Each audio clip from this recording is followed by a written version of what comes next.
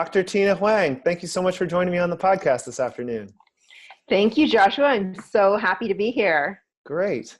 Well, so you run Inner Joy, Lifelong Inner Joy, and it's about how to deal with your brain as you use it to actualize yourself in your life. And Survivors to Thrivers is a lot about how do we get from those places of stuckness to places of thriving and freedom and being in control of our lives. And part of that is going to have to be about how do we use our brains effectively and how do we keep our brains healthy over time. And you have some experience in that and a big degree about it and some methods. And I just wanted to pick your brain and talk to you about that for some time. Does that sound okay? Sounds great. I'm looking forward to it. Cool. And can I just emphasize one thing? That is, if we want a happy and healthy life, we actually have to realize that our brain is everything, because in terms of being able to determine that, because without a healthy brain, we can't have a healthy mindset. If we're constantly thinking about our health, and our brain is intimately connected with every aspect of our health, then we can't be focused on the things that we really want to manifest in life. Any negative thoughts, any pain or struggling is an indication that there's inflammation or something going wrong in our brain, maybe lack of oxygen. So our brain is so important. If we want the ultimate life, we have to be mindful of the most important thing. It's sort of the leader of the pack right up here. This is what dominates everything from down below, and that's our entire life. So a healthy brain is the ultimate tool or mechanism to get to what you want in life. All right, cool. Good to know.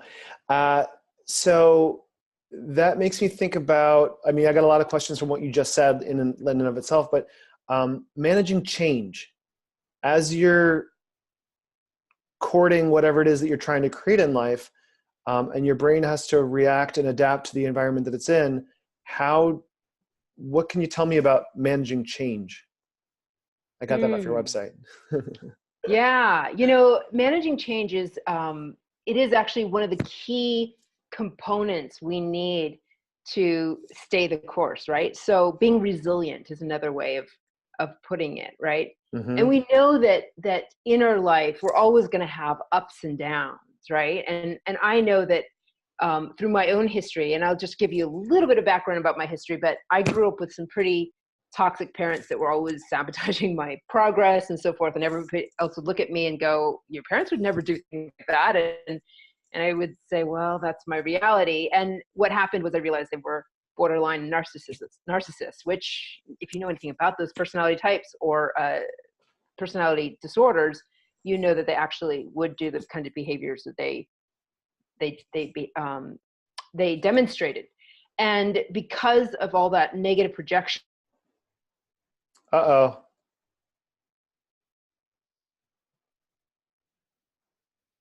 To me, my response. Dr. Tina, let me interrupt you. It just got unstable and okay.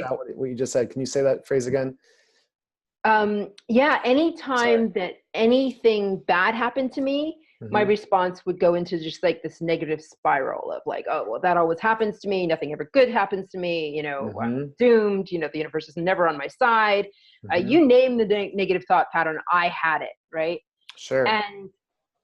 And if you have a tendency for, if you've had a lot of abuse in your life, chances are more likely you're going to go down that spiral, right? If you've had a lot of unluck, or lack of luck.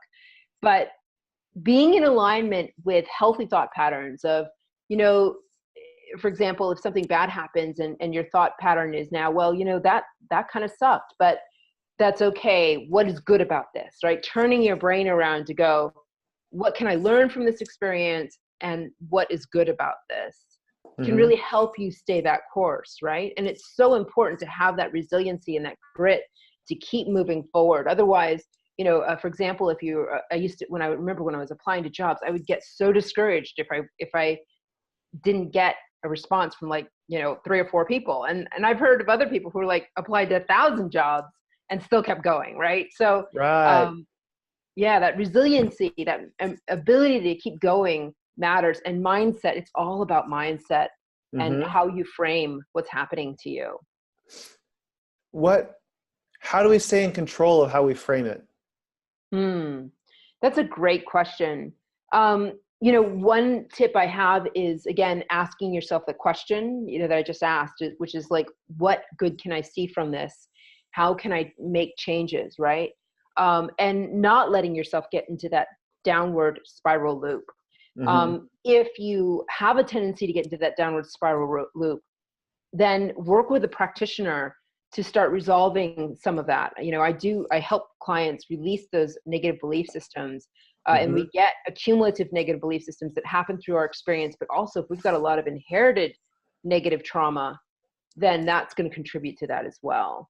Mm-hmm. A great example of this is when you look at, I'm just going to say the African American population. Sure. If you look at African Americans that are from the United States, especially in the South, if you've ever lived in the South or been in the South, I noticed that I'm treated very differently by them than, say, African Americans in the West or the Northeast, Mm-hmm. because they show up very differently. Yeah, the ones in the West, especially, are they're doing so much better in life, and I'm stereotyping. I realize that, but they're also Africans from Africa who are doing really well, right? And that's they have different personality types, and the reason isn't because one person is better than the other. It's because of that inherited trauma that got passed Mm-hmm. down through the generations Mm-hmm. and led them to be more predisposed. The African Americans from America who live in the South, they're more predisposed to negative thinking and distrust of, say, Asians or white people because of their epigenetic trauma. It's Mm-hmm. not their fault. They just happen to, be on that side of the fence, and it's really unfortunate.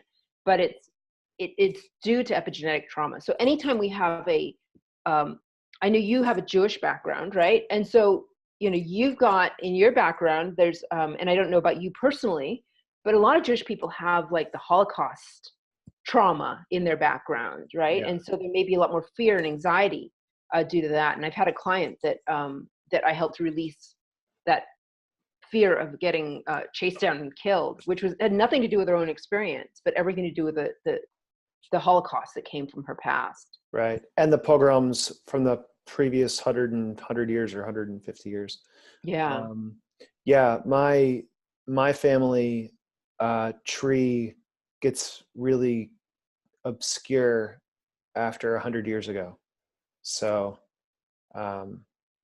pretty lost after about 100 years ago. And so like looking into the epigenetic trauma is relevant to lots of different subcultures of the United States, of the American culture. And that melting pot idea has epigenetic trauma of lots of different strains. And you talk about, your website talks about the emotion code and the body code and a little bit about EFT. Can you talk to me a little bit about the methodology of those practices and how to clear some of that? Or how you, like, give us at least a little bit of a teaser about how you might go about working with that energy and the kinds of people that come and see you and all that kind of stuff. Yeah, sure. The main method I use is called the body code. Okay. And the emotion code is a subset of the body code. And what I do with that is that I actually ask questions of the subconscious mind. And in doing that, I ask, what are the underlying causes that get in our way of whatever a client presents with? So a client may be having issues with their health. Maybe it's something that doctors haven't been able to resolve, or it could be habit change oriented, can't stop smoking or eating sugar, or even drinking alcohol. Mm-hmm. Mm-hmm. It could be wealth oriented. So it could be career oriented procrastination or just lack of motivation or difficulty focus. It could be relationship oriented. So struggling with a particular relationship or relationship patterns. One thing I help people with is ending the cycle of toxic relationships in their lives, because that's my story. Mm-hmm. And then it could be about happiness. So depression or, anxiety or any mental illness that may get in our way. So the subconscious knows what the underlying causes are of whatever these issues are. And the reason why it knows is because it's always paying attention. We're busy doing other things, but it's always paying Right. attention to what's good and bad for us. So it's picking up all this valuable information and it knows more about you personally than your doctor does. So it's super powerful.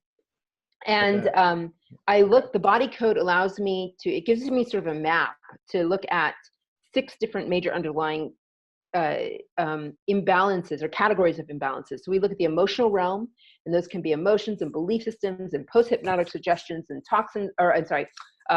courting and sabotage and addictive thought patterns and much more. And I spent a lot of time working on that stuff because there's not really effective techniques for releasing that stuff outside of what I do. And that contributes our stress response, that's what it is. It's everything, all that contributes to our stress response, basically seems to carry across everything that I work on. So I spend a lot of time working on that. But if somebody has a toxin in their system, and we probably all do because we live in America, or pathogens or nutritional imbalances, most of us have nutrient deficiencies. In fact, I think it was like 95% of the population had at least one nutrient deficiency as defined by the RDA. Sure. That makes a lot of sense. Then all of those things can contribute. And so what I do is I ask questions of the subconscious, what's contributing, and then I release them. And I release it using energy medicine, or if somebody has a nutrient imbalance, they need more of a certain vitamin, I will point them to the vitamin or a food that they'll need. If they need if they have pathogens in their system or toxins, then we help them detox and so forth. So that's kind of just the overview. We also get rid of inherited effects, which is really crazy, but it's a key to why this is so powerful. It sounds like there's a lot there to dig through. How many sessions does it take to usually, how many sessions does it usually take for you to get a handle on whatever's going on for people? And because everybody's different, everybody's going to have their own thing. Yeah. And how many sessions does it take to get under somebody's conscious facade that protects them from whatever it is that you could kind of help them heal?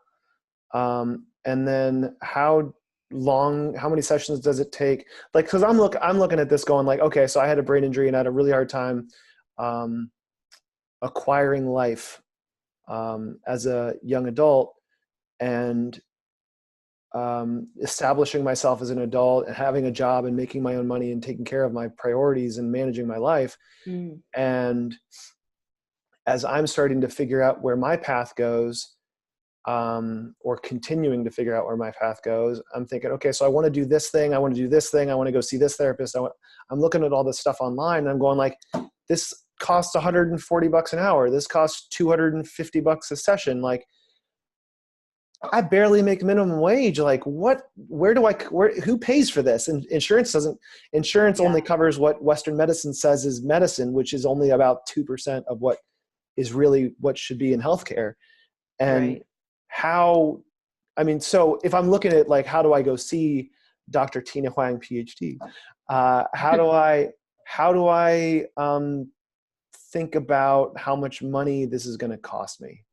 That's a great question. And it really is, it's totally dependent on the individual. I cannot, unfortunately, give that sort of global answer. What I can say is that, so the more trauma somebody's had in their past, the longer things are going to take, right?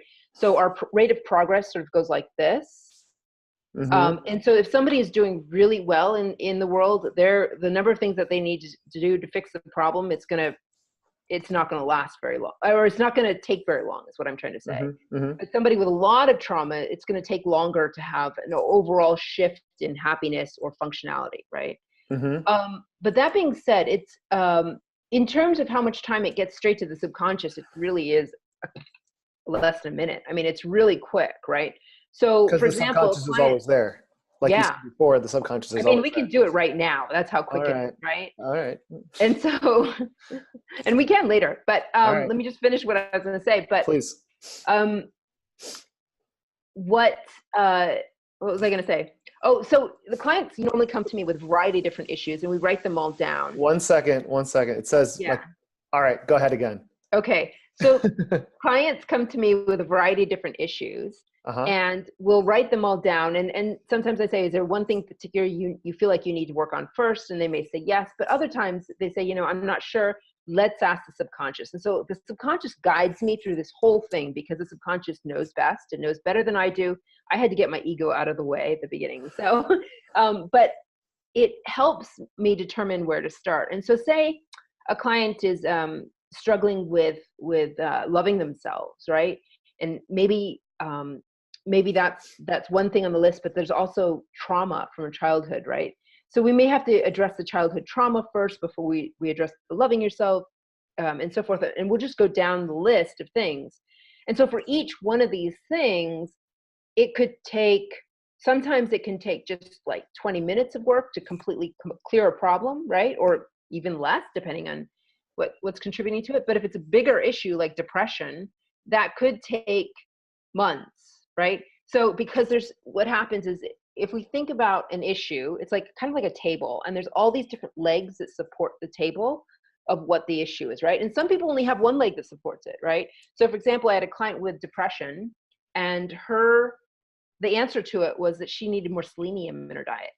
So that was Wow. quick. That was all it was, right? So her prescription was take 2 Brazil nuts and call me in the morning, right? So that was it, right? But she was lucky. But most clients, I've had other clients who've had lifelong trauma, right? Uh-huh. And Uh-huh. so we have to address all those different layers of trauma, and then the negative thinking that it accumulates because of that trauma, and so forth. And then sometimes there's just a lot of other complications that come as a result of lifelong trauma. So you've got a lot of different legs to address before that whole thing falls, right? So it really depends on the client and what they're dealing with. And the best way to know is to talk to me, because I can address people's individual situations and give them a better idea of how many sessions they might need. Okay. Fair enough. Yeah. I was like hoping you would say something like, well, each client could take like 3 sessions, or they could take 300 sessions. It kind of depends on how long it takes them to allow that table to fall and then rebuild it as something that they want it to be. Although it's obviously not your answer. That was just kind of what I was like thinking. Yeah, it is. I mean, Because it everybody's does take different. a variation, but it depends on their background and their Sure. inherited background too. So Sure. yeah. Cool. I saw on your website also some aging, trauma and aging, and it mentions the condition that happens when you get older. Alzheimer's. Sometimes, yeah, Alzheimer's, Parkinson's, those conditions.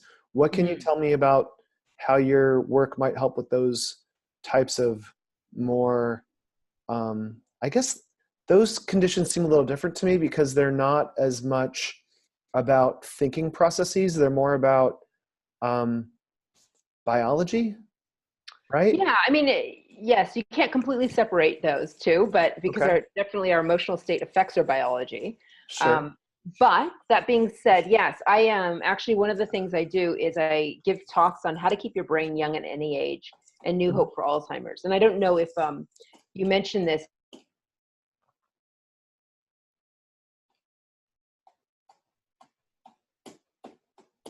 When I first encountered this, Dr. Tina, so yeah, the internet skipped out again. It's kind of, okay. yes. But you said when you first started to get into it, you said it's one of the talks that you give, and then it disappeared.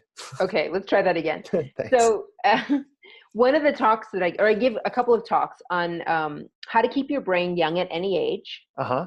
and new hope for Alzheimer's. And There we go. how to keep your brain young at any age is basically how to keep your brain young at any age. So it's Uh-huh. about how to keep your brain healthy. And the new hope for Alzheimer's is actually about Alzheimer's reversal. And Oh. Yeah. And Yeah. my background's in neuroscience and epidemiology, and in both fields, I was looking at it was doing research in Alzheimer's disease, trying to identify the underlying causes.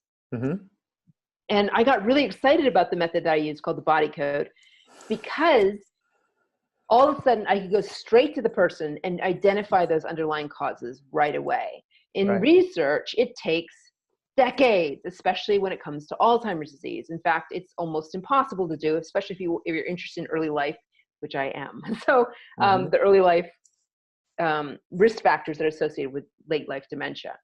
Okay. So with this method, with the body code, I'm able to get straight to, oh yeah, it happened in the womb. I'll just let you know that, and that's it. Wow. Yeah. So I give these talks, and then I also talk about my story of being able to reverse probable Alzheimer's from a client.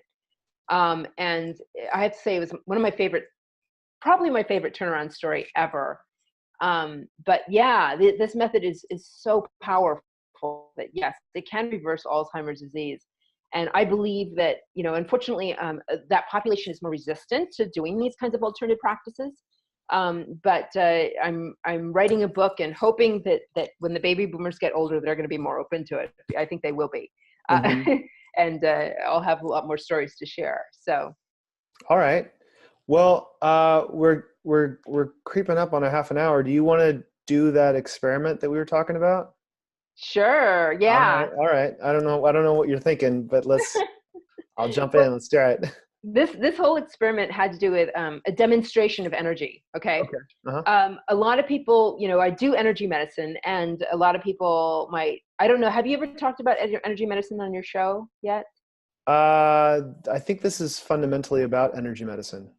In a large way. I think it's about, so Western medicine and structural medicine is kind of what we have, but then past that, what's going to be around in 150 years, everything's energy.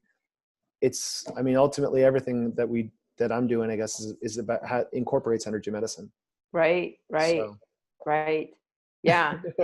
Yeah. And I think what I love about it, there's so much more research coming out about energy medicine, where there are some fantastic academic researchers, Bruce Lipton and Dawson Church and David Feinstein, who are really rallying the troops to try to get more research out there in energy medicine. And there's meta-analyses, and there's review articles, and there's a great summary sheet on their website that shows that there's actually over 100 studies now showing the effectiveness of energy medicine, and 98 out of 100 studies have shown it's effective.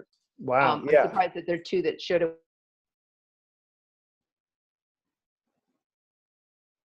Dr. Tina. Maybe it's the methods. I'm not sure what happened there. It stopped again. Okay. But you mentioned the 2 doctors, and then it went away. I'm okay. This is happening. Keep going. I'm with you. So yeah, there's actually over 100 studies that show the effectiveness of energy medicine. And there's a great summary on the energy psychology website about that. But it's really exciting to see. And they also mention in that little summary sheet that they say that there are 400 methods for psychotherapy, and none of them have been proven yet. And yet we've got, and for energy psychology, there's over 100 studies, and they're still not getting approved of by Western medicine. We could talk about the money structures and there's enough on the internet, and that's a 30-hour, 15-part podcast. That's a whole other conversation that's not in scope for this conversation at all. But energy medicine does work. I'm with you on that. And it does. And the demo. Go ahead. The demo I had was to demonstrate the power of energy, right? Okay. So and how energy does transmute across. And we just found out, we didn't know if this is work online, but we did a little experiment before we recorded. We did, because we didn't know if it was going to work online. So, and you can do this at home. This is pretty cool. So what I have is 2 wire coat hangers, right? Okay. And you can see they're kind of, I'm holding on to them very loosely, right? Okay. I'm not doing much here. And Uh-huh. they're kind of swaying back and forth a little bit. But what I'm going to do is I'm going to ask Joshua to Okay. think of something that really depletes him. Okay. Okay. So think of something that just makes you really sad. Okay. Actually, look at what's happened to the coat hangers. Oh, They're yeah. actually like They're touching. falling in. Uh-huh. And I'm not doing a thing. I'm not doing a thing with these coat hangers, but they Yeah. are falling inwards. I got a much clearer picture. So when we did that experiment in the beginning, I didn't really have a good image on what made me not feel good.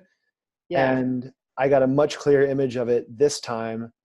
And I noticed that the hangers didn't really do much in the test beforehand, and they totally mirror how much clearer I got about the thing that makes me not feel good.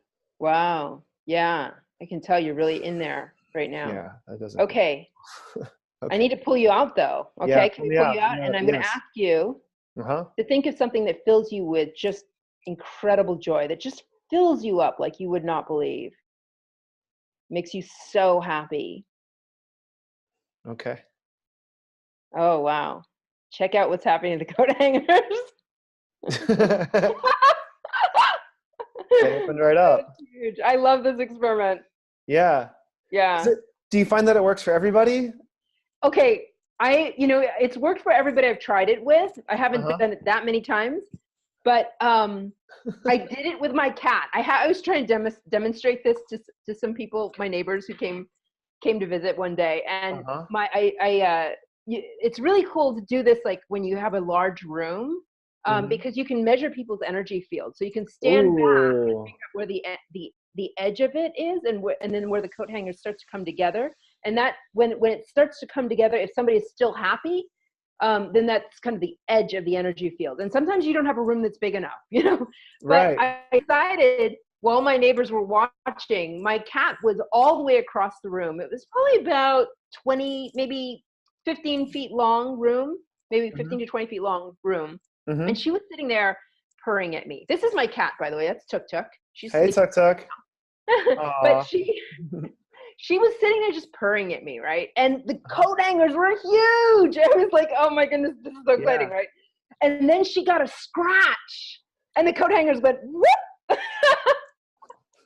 I was like, oh my God, it's something I want to capture on film so badly, but I haven't had the the resources to do that. But yeah, so it works with cats.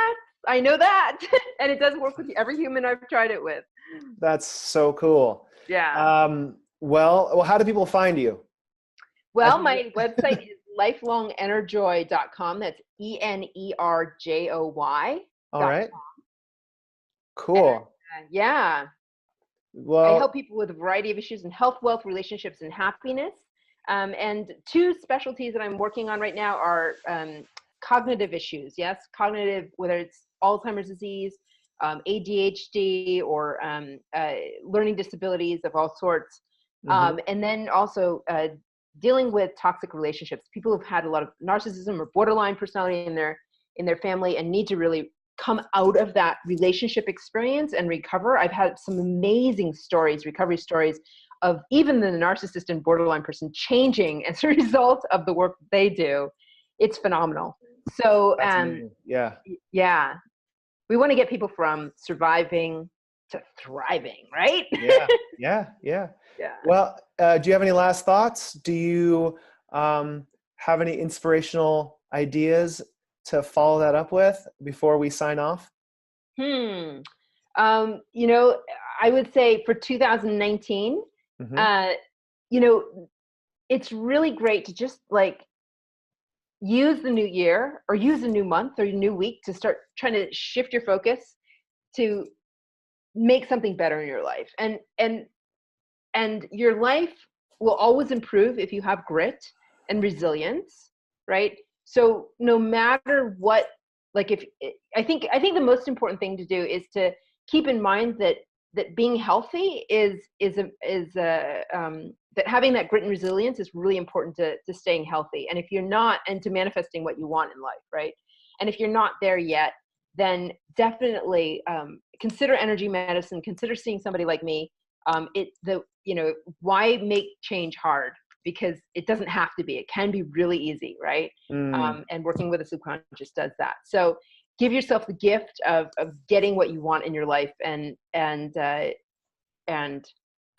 make change easy. And if anybody wants, I offer top 10 tips on for happy and healthy brain on my website, as well as my newsletters, Hidden Barriers to Happiness. I blog regularly, so check that out. Dr. Tina, thank you so much for your time this afternoon. And I look forward to being in touch. Thank you so much, Joshua. It was a blast. Cheers. Take care.